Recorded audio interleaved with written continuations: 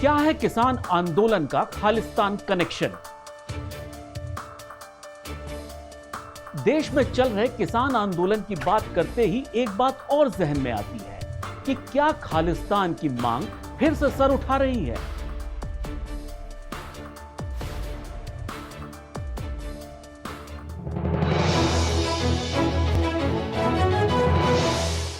छब्बीस जनवरी को लाल किले पर तिरंगे के अपमान और राजधानी में हिंसा करने वालों को पुलिस एक एक करके गिरफ्तार कर रही है।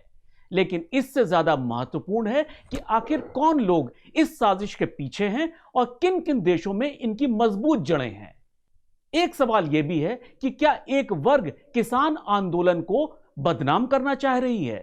इस विषय पर बात करने के लिए हमारे साथ दो खास मेहमान हैं, श्री एम.एस. बिट्टा और दूसरे हैं पॉलिटिकल एनालिस्ट कुमार शक्ति शेखर। बिट्टा जी, मैं आपके साथ शुरुआत करना चाहूंगा। क्या किसान आंदोलन के बहाने खालिस्तान की मांग दोबारा सर उठा रही है? पहली बात तो मैं आपको बिल्कुल स्पष्ट कहूंगा, किसान आंदोलन जो है वो खालिस्तानी आंदोलन नहीं है। अब उसमें कई ऐसी देश विरोधी शक्तियां आईएसआई की तरफ से, पन्नू की तरफ से, खालिस्तान की तरफ से, जो कनाडा, अमेरिका, जिन्होंने कुछ ज़्यादा लोग नहीं है, चंद लोग हैं, पर अब उन्होंने किसान आंदोलन के नाम के ऊपर पूरे दुनिया में बैठे हुए हर उस पंजाबी को एक भावुक करने की कोशिश की है। किसानों के साथ जुल्म हो रहा है, सिखों के साथ जुल्म हो रहा है, उसका प्रचार गलत तरीके से किया जा रहा है। किसानों को खालिस्तानी आंदोलन में मैं नहीं कहूँगा कि किसान जो है वो खालिस्तानी, उन लोगों ने इस वक्त, हाँ, लेकिन खालिस्तानी मूवमेंट में जो लोग इन्वॉल्व रहे उन्होंने इसको अपना रास्ते के तौर पे इस्तेमाल कर रहे हैं। मैं आपको बताऊं कि हम राष्ट्र के लिए इतने वर्षों से काम करते हैं, ठीक है। शहीद परिवारों के लिए छोटी सी बात बताता हूं, हमें तो कभी विदेशों से किसी ने नहीं कहा या हिंदुस्तान के अंदर की ये शहीद परिवार है, हम आपकी ये मदद करना चाहते हैं, ये वहां तक पहुंचा दो। जो मातृभूमि की सीमाओं की रक्षा करते हुए शहीद हो जाते, चलो आप तो गवर्नमेंट बहुत मदद कर रही, किसी ने नहीं कहा। पर मुझे एक चीज बताइए, जहां खालिस्तान की बात आ जाए, जहां कृपाने हिलाने की बात आ जाए, यहाँ 26 जनवरी को वो इतना बड़ा हमारा दिन, और वो तिरंगा झंडा आजादी का, जो पहला तिरंगा झंडा इस खून से लथपथ मातृभूमि की उस धरती के ऊपर हिंदू, मुस्लिम, सिख, ईसाइयों का तिरंगा झंडा लहराया गया, दो जगह पे जाके अपमानित करना, ये कौन सी देशभक्ति है? ये कौन सा किसान आंदोलन है? मैं पूछना चाहता हूँ। मैं भी लाल किला के अंदर जब यूथ कांग्रेस का प्रेसिडेंट था, मैं 4-4 लाख की भीड़ की। ममता बनर्जी मेरी स्टेट प्रेसिडेंट थी, मैं नरसिम्हा राव जी को लेके जाता था, मैं 4.5 लाख की भीड़ करता था। पर हमें आज तक तो किसी ने उंगल नहीं उठाई कि बिट्टा का रैली आती थी और ढाबे लूट के लेगी और दुकानें लूट के लेगी और रास्ते को गलत कर दिया। जहाँ जो पुलिस का डिसिप्लिन है, जो प्रशासन का डिसिप्लिन है, हम उस तरीके से चले। आम आवाम क्यों उस पर परेशान हो? किसान आंदोलन ने अगर किसान आंदोलन शुरू किया है तो उसकी अगुवाई भी सही तरीके से करते, खुद आगे लगते, जैसे हम लगा करते थे 93, 96 तक। पीछे 10 गाड़ियां होती, आगे होती, आसपास होती, वायरलेस सेट हाथ में होते। मैं उस वक्त वायरलेस सेट की बात करता हूँ, तो आप लेके घूम करके आ जाते। हो सकता है पीसफुल अगर आंदोलन कामयाब हो जाता, हो सकता अगले दिन गवर्नमेंट जो है उनको कहते हम आपकी मांगे मानने को तैयार है। अब आपने तिरंगे झंडे का अपमान करके राष्ट्र का गौरव, वही बिट्टा जी, वही चीज है कि अगर असल में किसान आंदोलन होता या असल में किसान आंदोलन जेन्युइन होता या सही लोग उसको लीड कर रहे होते, तो जिस तरह से पहले हुआ है कि अगर आंदोलन हिंसक हो गया तो उसे वापस ले लिया जाता। इन्होंने, राकेश टिकैत ने उसे वापस नहीं लिया। देखो एक बात सुनो, यूपी में चुनाव आने वाला है जी, अब मेरी समझ में आ रहा है, पहले नहीं था। यूपी में चुनाव आने वाला है। अब एक थे बाबा टिकैत, बाबा टिकैत साहब, वो एक आंदोलनकारी थे। आंदोलनकारी उसके आगे नहीं रहे, पर हम सिर झुकाते हैं, गरीबों की, किसानों की, मजलूमों की आवाज उठाते थे। इसकी तो टकैती जमानत जब्त हुई कांग्रेस की राजनीति के अंदर। देखो दो चीजें हैं, आंदोलनकारी कभी चुनाव नहीं लड़ता है, जब चुनाव लड़ लेता है जहां तो उसी रास्ते पे चले तो लोग उसको, जनता कहेगी आंदोलनकारी है। अगर रास्ते भटक जाते हो तो आप आंदोलनकारी नहीं रहते। टकैत ने रास्ता बदल लिया, टकैत ने राजनीति की, पंजाब के किसान ने पॉलिटिक्स नहीं की, पंजाब के किसानों को टकैत ने मूर्ख बनाया और विदेशी जो शक्तियां थी उन्होंने किसानों का इस्तेमाल किया। अब डकैत के मन में ये है कि अब ये मेरा मुरादाबाद, मुजफ्फरनगर, जो भी मेरा वोट बैंक आ जाएगा, अगली यूपी। देखो यहाँ का काफी तौर पे जो पॉलिटिशियन है वो कितना भी कहे मैं देशभक्त हूँ, कितना भी कहे आंदोलनकारी हूँ, उसके दिमाग में ये कहीं ना कहीं जरूर होता है कि 6 महीने, साल में, 2 साल में मैं इस मुकाम, इस मंजिल तक पहुंचूंगा। मैं अभी से ऐसा एक माहौल बनाने की कोशिश करूं ताकि मैं उस मंजिल तक पहुंचकर मैं बैठ जाऊं। ये पॉलिटिशियन का दिमाग है। ठीक। अच्छा कुमार, मैं बिट्टा जी की बात के आगे आपके पास आना चाहूंगा। क्या आपको ऐसा लगता है कि खालिस्तान मूवमेंट जो है, खालिस्तान की जो विचारधारा है या परिकल्पना है या गलतफहमी है, जो भी है, वो उसने किसान आंदोलन के अंदर कहीं रास्ता बना लिया है? देखिए, किसी भी मूवमेंट में प्योर एक ही तरह के लोग नहीं होते हैं। यहाँ पे हम ऐसा कहें कि कुछ जेन्युइन फार्मर्स भी हैं, किसान हैं, जेन्युइन है, हाँ, जिनका कंसर्न एकदम जेन्युइन है। हाँ। वो सच में अंदर से उनको लग रहा है कि एमएसपी के साथ शायद कॉम्प्रोमाइज कर लिया जाएगा। लेकिन वो एक अलग मुद्दा है कि जब सरकार कह रही है हम बातचीत, लेकिन बिना बातचीत करे कौन सा आंदोलन, उसका मोटिव जरूर कोई डिफरेंट होगा ना। पहला तो एक होता है कि जेन्युइन किसान हो, दूसरा होता है कि इनोसेंट है लेकिन वो उनको बहकावे में ला दिया गया हो, दूसरा। और तीसरा एलिमेंट होता है जो खतरनाक वाला, जो कि सब लोग नहीं जानते। उसमें इस तरह के एलिमेंट्स रहते हैं, anti social, anti national elements भी आ जाते हैं, जैसे शाहीन बाग में भी थे, यहां भी हैं। तो कुछ तो है खालिस्तान का, मतलब ये एलिगेशंस लगे हैं और कुछ प्रूफ्स भी मिले हैं, गवर्नमेंट भी उसमें इंक्वायर कर रही, इन्वेस्टिगेट कर रही है। तो मैं ये नहीं कहूँगा कि पूरा मूवमेंट ही खालिस्तानी है या उनके द्वारा ऑक्यूपाइड है, ऐसा नहीं है। लेकिन इसमें हर एक मूवमेंट में कुछ लोग स्नीक मतलब अंदर घुस जाते हैं, पीछे दरवाजा, बैकडोर एंट्री, वो बैकडोर एंट्री उन्होंने कर ली है। लेकिन इसमें एक चीज है बेटा जी कि जो आंदोलन लीड कर रहा है उसकी ये जिम्मेदारी होती है कि जो आंदोलन हो रहा है वो पीसफुल हो, जेन्युइन मांग लेके हो और सरकार के साथ एक सिंक में हो। मतलब आप मांग लेके आए हो तो कहीं ना कहीं किसी डायरेक्शन में तो जाना चाहिए। आपने राज्यपाल साहब को सुना होगा, मैंने इस 26 जनवरी से पहले उनकी एक स्पीच सुनी।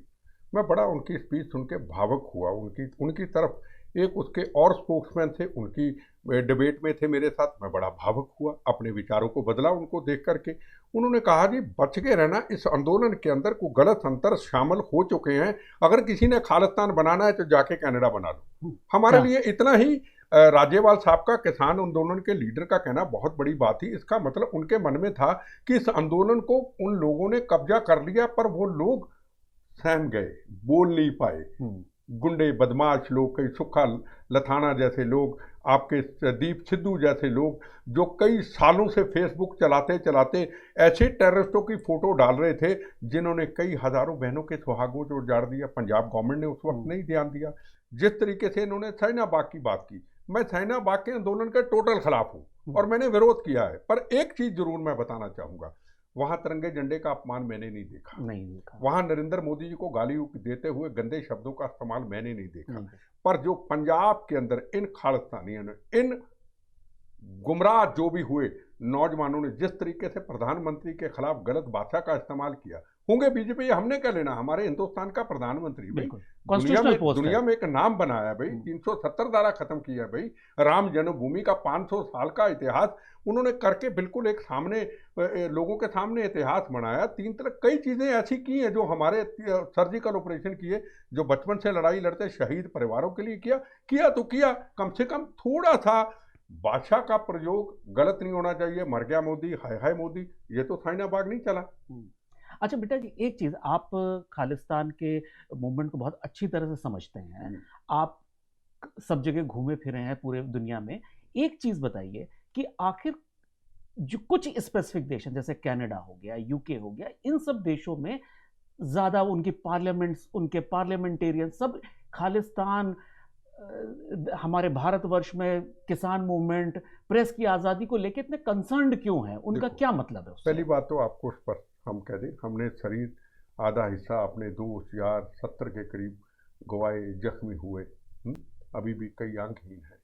एक बात तो आपसे इस चैनल के जरिए मैं वादा करके जाता हूँ, बोनस की बची हुई जिंदगी में जब जब बम चलते थे हम इनको चैलेंज करते थे, चाहे दिल्ली में रायसीना रोड हुआ, चाहे अमृतसर, कहीं खालिस्तान ना बना था, बनेगा ना, कभी बनने देंगे। बनेगा तो पहले की तरह गंदी हनेरी की तरह टूटे हुए शरीर से हमारी लाशों से निकल जाएगा, ये तो आपसे गारंटी।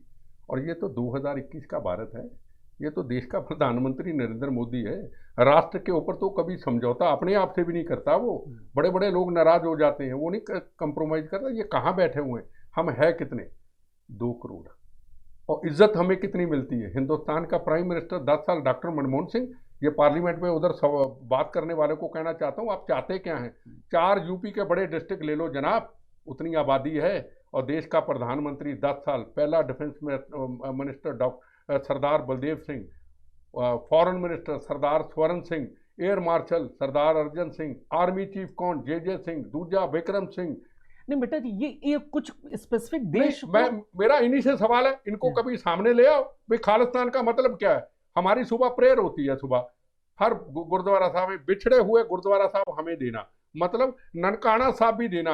और ये दिल्ली के गुरुद्वारा साहब, पटना साहब के गुरुद्वारा साहब, गुजरात के गुरुद्वारा साहब, ये महाराष्ट्र नंदेड़ साहब के गुरुद्वारा साहब चाहते हैं कि सारे सिख वहीं चले जाएं, धक्के खाएं और भूखे नंगे पाकिस्तान के बॉर्डर खोल के व्यापार करें। जगह हमारे पास जमीन है नहीं, कारोबार है नहीं, बच्चे हमारे विदेशों में चले गए और अब दिल्ली के अंदर पासपोर्ट के जरिए जाएंगे। इनकी ऐसी की तैसी खालिस्तानियों की है कौन पार्लियामेंट? कौन सा पार्लियामेंट है? हम अपने पार्लियामेंट को देखते हैं, हम अपने संविधान देखते हैं, हम अपने कानून देखते हैं। उनको चलाती ISI, हमको ISI नहीं चलाती। हमें अपना देश हम खुद चलाते हैं, हिंदुस्तान का आम आवाम चलाता है। हाँ, क्योंकि जिस तरह से कनाडा के प्राइम मिनिस्टर ने, जिस तरह से UK की पार्लियामेंट ने कुमार इस पे रिएक्शन दिया, इस पे आपको क्या लगता है? आखिर क्या उनको क्या इन्फ्लुएंस कर रहा है? देखिए, वहाँ पे उन लोग, कनाडा में तो सिख्स का बहुत बड़ा इन्फ्लुएंस है।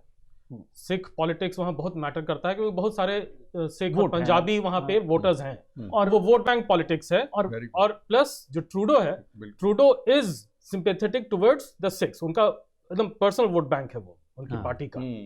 तो ये रीजन है कि वो उसके फेवर में सबसे पहले ट्रूडो ने ही बोला था, किसान फार्मर्स प्रोटेस्ट के फेवर में।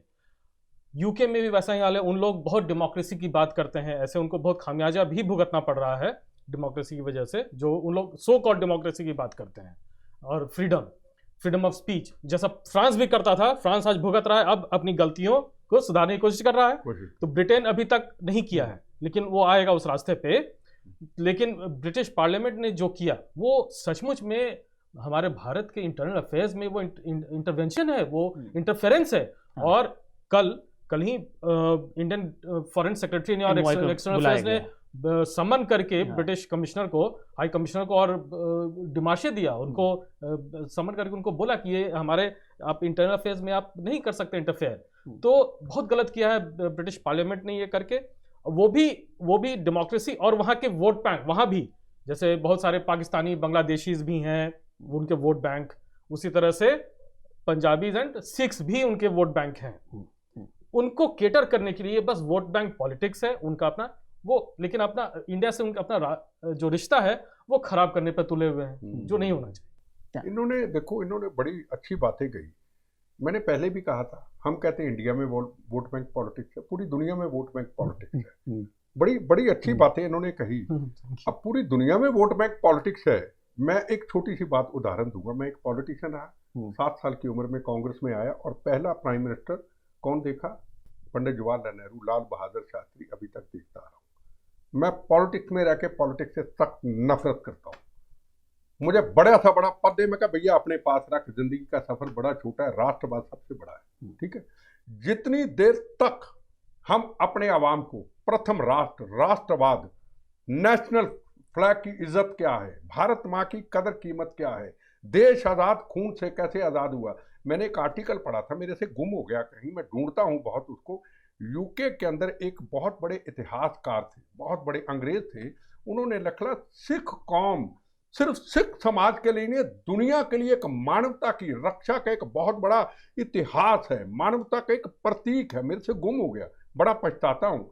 तो सिख कौम तो एक ऐसी मार्शल, ऐसी मानवता की असूलों की कौम है।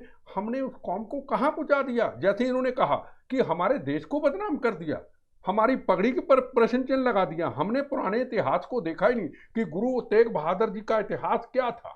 अच्छा बेटा जी, एक चीज, एक और सवाल एक दूसरा वर्ग उठाता है। हाँ। वो कहता है कि सरकार जब भी कोई आंदोलन होती है तो उसको डिफ्यूज करने के लिए उसको बदनाम करने की कोशिश करती है।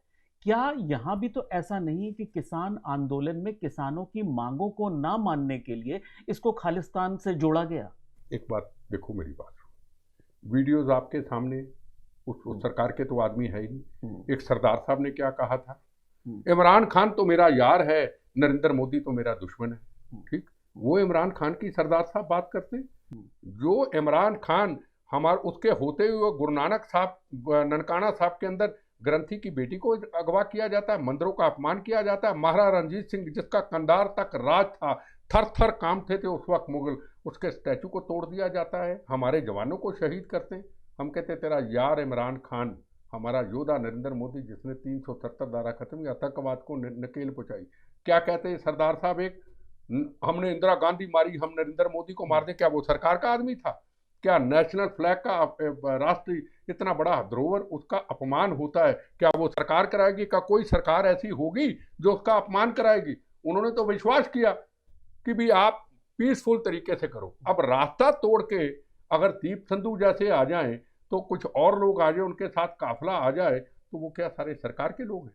उन्होंने अपने पैर पे कुल्हाड़ी मारी, अपनी बदनामी उन्होंने खुद करवाई। अगर वो इस तरह से लाल किले नहीं जाते, वहां पे एक झंडा नहीं फहराते, उस तरह से जिस तरह से ट्रैक्टर लोग चला रहे थे, वो बंदा जो एक मर गया, हाँ। वो किस तरह से आपने देखी थी वीडियो? हाँ, स्टंट इतना फास्ट चला के आया और वहां पे ऐसे टर्न किया तो पलट गई, उससे वो मर गया। जिसको शुरू में लोगों ने कहा था कि गोली मारी गई, जो कि सरासर गलत था, है ना। तो उन्होंने अपनी बदनामी वहां पे जिस तरह अपने व्यवहार से अपनी की है, तो इसमें सरकार कुछ नहीं करेगी। क्योंकि आंदोलन जब तक पीसफुल नहीं है तब तक वो आंदोलन। मुझे एक चीज बताइए, ट्रैक्टर लेके 5-5 और बस को आप मार रहे हो, क्या आप नशे करके आए हो? क्या आप दारू पी के आए हो? अफीम खा के आए हो? क्या दिल्ली के अंदर आज पाकिस्तान, उस दिन हमारी क्या न्यूज चला रहा था कि खालिस्तानियों ने दिल्ली के ऊपर कब्जा कर लिया। लाल किला के तिरंगे झंडे का अपमान, मतलब पूरी दुनिया में यह संदेश देना कि खालिस्तान बन गया। लाल किला, एक तिरंगा झंडा हम हाँ कहीं और लहराते हैं, मंत्री लहराते हैं स्टेटों में, एक तिरंगा झंडा हमारे मातृभूमि की उस धरती से खून से लथपथ, खून से सजा हुआ पहला तिरंगा झंडा, उसका अपमान होता है और उस पर जाके केसरी कहते हमने लहरा दिया। और किसी भी सरदार साहब से आज पूछो फिर क्या हुआ, केसरी लहरा दिया, सरदारों ने फट्टे चक दिए। क्यों हर गुरुद्वारा साहब के अंदर, पंजाब छोड़ो पूरे हिंदुस्तान से गुरुद्वारा साहब के अंदर से आवाज क्यों नहीं उठी कि इन खालिस्तानियों से हमारा कोई संबंध नहीं, ये देशद्रोही हैं, ये हमारे सिखों का अपमान कर रहे हैं। 84 के दंगे को हुए जनाब, क्यों हुए? इन लोगों की गलतियों से 84 के दंगे हुए। 19,000 बेगुनाह हिंदू बहू बेटियों का कत्लेआम किया गया। माँ को पता नहीं मेरा पति निकला वापस आएगा, यानी खून सी नदियां बहा दी। कोई हिंदू भाई मेरा, किसी ने कहा हम केस लड़ेंगे ना, कोई बात नहीं, 19,000 हमारे भाई मार दिए, हम आगे रास्ता अपनाते हैं। आपने फिर जाके ये गलत कर दिया। सवाल यह है कि उसके बाद 84 के दंगे इन्हीं कारणों के कारण हुए। आप हालात ऐसे बनाना चाहते हैं, आपको पता ही नहीं कि पंजाब से बाहर आपसे भी ज्यादा खुशहाल सिख हैं, उनके कारोबार हैं, उनके व्यापार हैं। कभी उनका आपने सोचा? आप पंजाब में बैठ के कुछ भी बोल देते, ये नहीं सोचते कि उसका नुकसान वहां जाके क्या होगा, दिल्ली के सिख का क्या होगा, महाराष्ट्र के अभी तक जो उजड़े हुए हैं उनको तो किसी ने इंसाफ दिलाया ही नहीं। बिट्टा जी, लेकिन एक चीज अच्छी हुई कि 26 जनवरी के बाद जो किसान आंदोलन के लिए लोगों की सिंपैथी थी आम आदमी में, कि बेचारे महिला, बुजुर्ग, बच्चे यहाँ पे इतनी ठंड में कपकपा रहे हैं, यहीं पे हैं, तो सरकार इनके साथ कुछ इंसाफ नहीं कर रही है। वो 26 जनवरी में इन्होंने जो जैसा व्यवहार किया, वो ओपिनियन जो था वो बदल गया। अच्छा बिट्टा जी, कुमार जी, आप लोग हमारे स्टूडियो आए, हमारे कार्यक्रम का हिस्सा बने, बहुत बहुत धन्यवाद। धन्यवाद। तो आज के लिए सिर्फ इतना ही। इंतजार कीजिए खबरों के पंचनामा के अगले एपिसोड का, क्योंकि यहां हम रखते हैं हर खबर पे पैनी नजर। नमस्कार।